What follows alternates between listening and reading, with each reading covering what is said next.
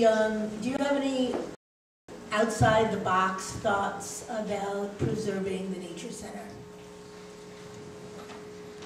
Well, I mean, I think we can talk about a lot of things to preserve the nature center. We have, you know, and I have to congratulate the mayor and Councilmember Ben Suson's here. They've taken the lead on working with a nonprofit organization that's operating in the nature center now. And while I think that there were some very good intentions in terms of how they were going to raise money and operate that facility so that it continued to benefit the community, there still are costs. There still are costs associated with it to the city.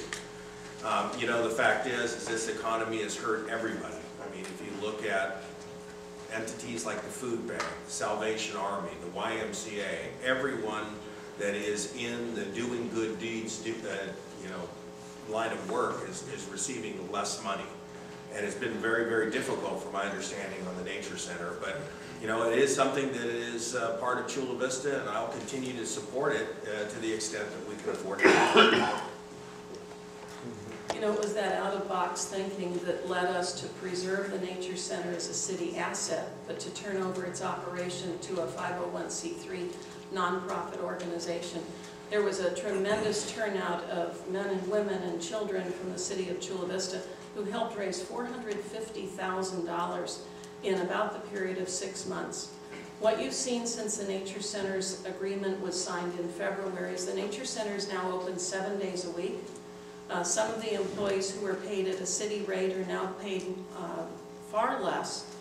The number of volunteers has gone up and marketing has increased. No, the Nature Center was able to take money just from the city.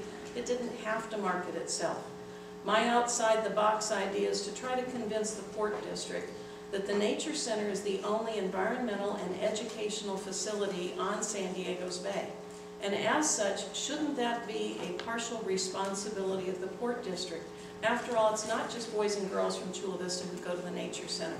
There are people who come all the way down from Oceanside and from Vista and from El Cajon, Warner Springs, come to see the indigenous species that we have. We have to preserve the Nature Center. I've been committed to it. I'm grateful to Mrs. Ben Susan for having served on a task force. And I encourage all of you, go to the Nature Center at least once a year. Go on your birthday, take a friend, and then go back on your friend's birthday. If everybody who lived in the city of Chula Vista went one time, the Nature Center would not have a funding problem. No question, it's an asset, a city asset that is unique to our city of Chula Vista. I would never support any measure that would undermine or even come close to threatening its existence. That being said, there are many issues that are, you know, going on in this town. I must confess that with regard to the Nature Center, what I know is what I've read in the paper.